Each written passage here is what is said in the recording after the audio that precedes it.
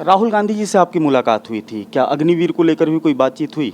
अग्निवीर को लेके बात इत्तेफाक से हुई। उस टेन्योर पे 3.5 साल का जब मेरा बेटा नौकरी के बाद शहीद हुआ तो उन्होंने बोला कि क्या मिला? मैं बोला बिल्कुल सब कुछ मिला रेगुलर आर्मी के तौर पे। तब उन्होंने कहा था कि तो शायद ये अग्निवीर को ये सुविधा नहीं मिलती। मैंने कहा मैं भी ये नहीं मिलती क्योंकि पेंशन तो मिलती नहीं, बाकी चीज़ें जो वो होता है, जैसे अभी हमारी बहू को कैंटीन की सुविधा मिलेगी, मेडिकल की सुविधा मिलेगी, ये दोनों चीज़ें शायद जो मैं ऐसा समझ रहा हूँ कि उनको नहीं मिलेगा, जो मैंने सुना है। तो डेफिनेटली, और ये जाहिर सी बात है पब्लिक डोमेन में है तो नहीं मिलेगी। तो इतनी बातें हुई थी, उन्होंने कहा ठीक है हम सरकार से इस पे बात कर रहे हैं और हम जरूर देश के लिए अच्छा करेंगे। आपका क्या विचार है अग्निवीर योजना को लेकर? एक कम्प्रहेंसिव रिफॉर्म। अभी जिस तरीके से सरकार ने 10% जो है अभी जो CAPF है उसमें 10% आरक्षण की बात की है उनके लिए। ये 2022 में ही था कि सेंट्रल जो पुलिस होगी उसमें 10% करेंगे, लेकिन जो अपनी इनरोलमेंट की इंडक्शन की प्रक्रिया है वो अलग अलग होती है और उसकी नियमावली में कुछ ने कर दिया। CRPF ने तो अपने उसमें सर्कुलर में कर दिया था, कुछ लोगों ने नहीं किया था। तो मेरे ख्याल से उसी क्रम का ये हिस्सा है। हाँ, ये और अगर बढ़ जाता है, मैं तो कहूँगा कि एक वेल ट्रेंड सोल्जर होंगे और पूरे आर्म्ड फोर्सेस में इनको लगाइए, क्योंकि वो सेना जो BSF में जाती है या जो तिब्बत में ITBP है, या जो आप कह सकते हैं कि जो नॉर्थ ईस्ट में आसाम राइफल है, ये तो पूरी की पूरी आर्मी का काम करते हैं जब तक कि घोषित लड़ाई नहीं होता है। और रोज़ 2-4 होती हैं, तो उनकी ट्रेनिंग के साथ साथ और ये अगर जाते हैं बीइंग एक्स आर्मी तो ये फ़ायदा देश को होगा और उनको भी होगा।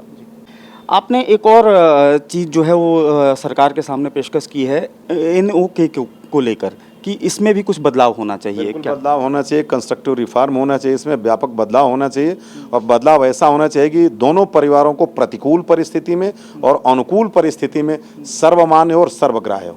अब चूंकि आप भी इससे अपने आप को प्रभावित महसूस कर रहे हैं, तो क्या आपको लगता है कि इस देश में चूंकि तमाम जो ऐसे शहीद हैं उनका परिवार है वो भी इससे प्रभावित हो रहा होगा? देखिए, बहुत लोग प्रभावित हैं, ठीक है। इत्तेफाक कहिए या विधाता की विधा कहिए कि हमारी बात पब्लिक डोमेन में आ गए, लेकिन 99 में कारगिल युद्ध में भी बहुत व्यापक इसके सेना के पास रोज़ ऐसे कैसे आते हैं, यह सब लोगों को पता है। हमारी बात तो ये पब्लिक डोमेन मैंने कह दिया तो आ गई। वहाँ एक ऐसे भी माता पिता आए थे जो बेचारे कह नहीं रहे हैं, लेकिन हमारे बराबर या हमसे ज़्यादा कहें वो दुख दर्द झेल रहे हैं। लखनऊ में मेरे संपर्क में हैं जो रिक्शा चलाते हैं और उनकी बहू यहाँ घूमती हैं, बिहार के रहने वाले हैं।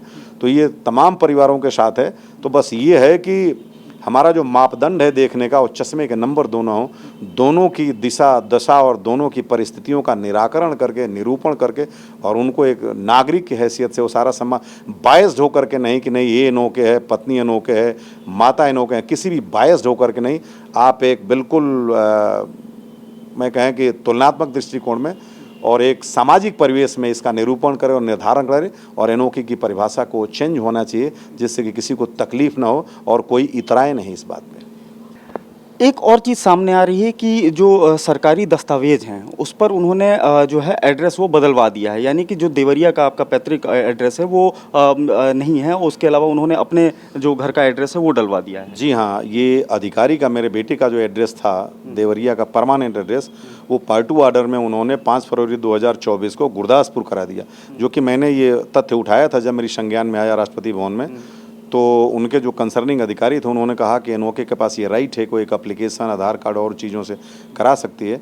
तो उसने कराया और ये नियम के अधीन है। तो मैंने कहा बिल्कुल नियम के अधीन है, लेकिन बेटे का परमानेंट एड्रेस जब उसमें उसकी माँ भी उसकी डिपेंड हैं और उसमें लिखा है कि फैमिली में उस पार्ट 2 ऑर्डर में है कि माँ भी हैं, तो फिर माँ के और पिता के बिना इजाज़त के मेरे बेटे का एड्रेस चेंज हो गया। हाँ, उनका कम्युनिकेशन एड्रेस या उनका रेजिडेंशियल एड्रेस ये चेंज हो जाता, लेकिन परमानेंट एड्रेस चेंज होने से हमें बहुत दुख पहुंचा और मैंने ये बात अपनी उठाई थी जो भी कंसर्निंग अधिकारी थे उच्च अधिकारियों को भी। तो जो स्मृति जी हैं वो ऐसा क्यों कर रही हैं? क्या इसके बारे में कोई जानकारी आपने लेने की कोशिश की या उनकी तरफ से कोई ऐसा कोई मैसेज आया? उनकी तरफ से कोई मैसेज नहीं आया। मैंने उनके जो CO साहब हैं उनसे भी कल बोला कि ज़रा उनसे बात करें और वो बेहतर बता सकती हैं। मैं आपको अपना उनका नंबर दे दूंगा और आपको पता चले तो आप हमें भी ज़रा बताएं।